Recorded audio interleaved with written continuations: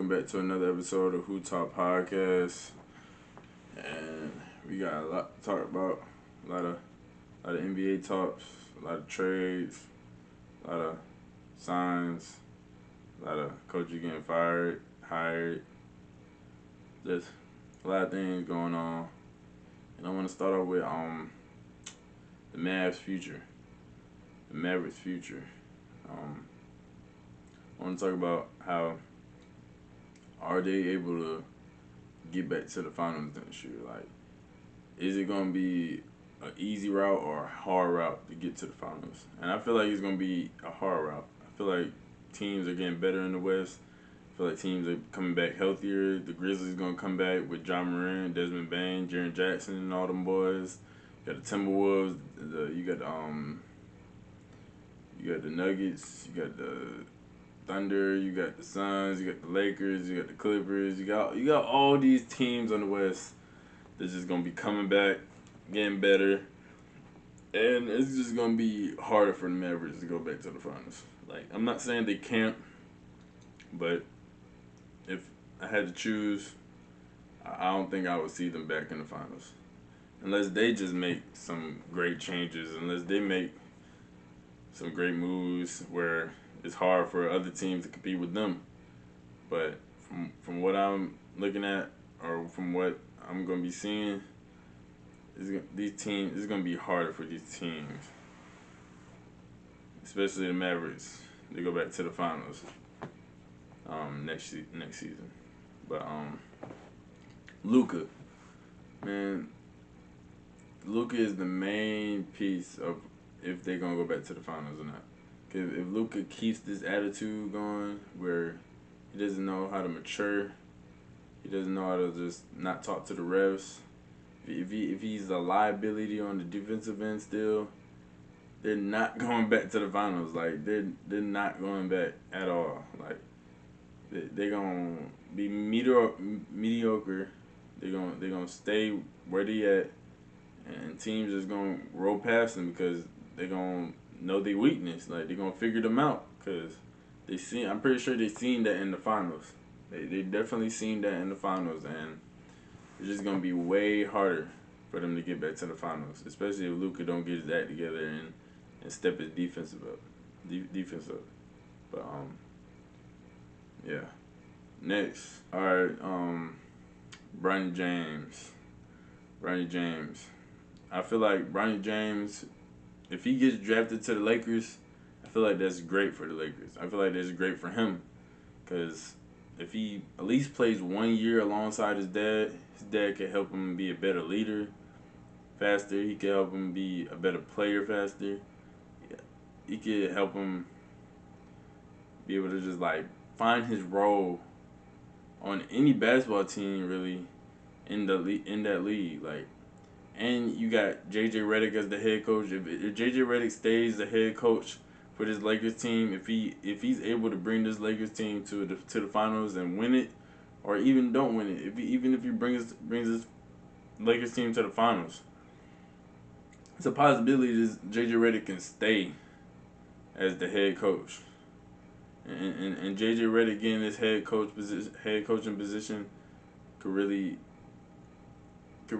help this Lakers team. Like, it could help the players on the team listen to him more. Like, he's really best fit for this position because he's been in those situations before. He's been a player before. He's been in situations where he had bad coaches before. So, like, and he knows the game. He's been a broadcaster. He's been on First Take.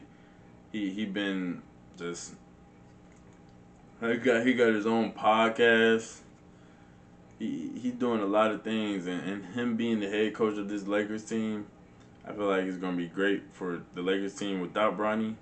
And I feel like it'll be great for the Lakers team with Bronny, because he already has a good relationship with LeBron James. I'm pretty sure he has a good relationship with AD, and I did hear some stuff where he wanted to bring Rondo as his assistant coach, and Rondo and AD got a good relationship.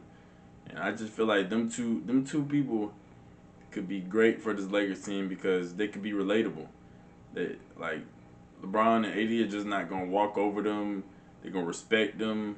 They're gonna let them coach because they actually know what they're talking about, other than Darvin Ham. And I just feel like this is great for the Lakers. I'm glad they hired JJ. I know it's his first time as a head coach in the league, his first time coaching, but I feel like he's going to develop quick and he's going to know what to do. But yeah, moving on. Now, I want to talk about Paul George and Klay Thompson possibly leaving their teams or possibly even staying. First, Klay Thompson, I feel like he's going to end up dipping. I feel like he's going to end up leaving the Warriors team, leaving this dynasty. I feel like he's going to go elsewhere. Because first, you see him following the Warriors on Instagram. You see his body language. You see he's looks like he's not happy no more. Like, and him struggling for this amount of time, and him knowing that he still got some in the tank. Like, I feel like he could still help a team get over the hump. And a team like Orlando or a team like the Dallas Mavericks, teams like that, I feel like he could help, like, just get over that hump and actually, like, make it far in the playoffs or even win the finals. And I feel like him with the Warriors is definitely long gone. Draymond Green might be able to might leave too. He might be able to sign with a different team. He might end up walking away, but Klay Thompson is definitely walking away. It's definitely wraps for Klay Thompson. I'll be surprised if they kept him, but sadly, the Warriors dynasty is going to be over. It's bound to happen. All these dynasties that happened in the NBA ended up breaking up. So dynasties they're meant to just, build up and then go down. And it seems like Klay Thompson is going to be starting it off with him leaving the Warriors. But Paul George has a player option. He has a chance to be able to go to a contending team like the 76ers, the Knicks, or even stay with the Clippers. And I feel like the best team that is fit for him is the Knicks. Like, if Paul George went to the Knicks, like, you know how good that team would be. Like, you got Jalen Brunson, Josh Hart, Dante DiVincenzo, OG Anunoby, Mitchell Robinson. You got Julius Randle. Like, you got all these players that can score and play defense. Like, and adding Paul George to that team, man, that team will go crazy. That team will go crazy. And you got Tom Thibodeau as a coach still with a defensive mind. Man, Paul George go to that team, man, and if that team stay healthy, they could go to the finals. They could definitely go to the finals, and I would love Paul George to sign with that team, but you know him, he loves LA. He's from LA. He claimed he loves the Clippers so much, but he needs to leave because that Clippers team is trash. That Clippers team is not going nowhere. Kawhi Leonard stay injured.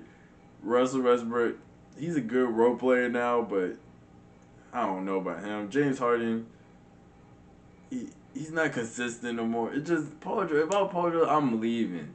Like, my years is almost up. Like, I'm like 30-something years old, 34, 35 years old. Like, I am leaving. I will definitely go to a different team. Especially, I would go to a Knicks team or a 76ers team. But I would choose the Knicks over the 76ers because star player Joel Embiid always stay injured. Like, he's a great player. Don't get me wrong. He's a fantastic player, but he stays injured. But yeah, I feel like Paul George going to the Knicks would definitely be a great fit. But moving on. Now, I want to talk about a trade that happened. I want to talk about signs that happened. Alex Caruso and Josh Giddey. They trade went down with those two teams, with Chicago and Oklahoma. Josh Giddey's going to the Chicago Bulls. You got Alex Caruso going to the Oklahoma City Thunder, and OKC definitely got better on the defensive end. Like Alex Caruso is a two-time defensive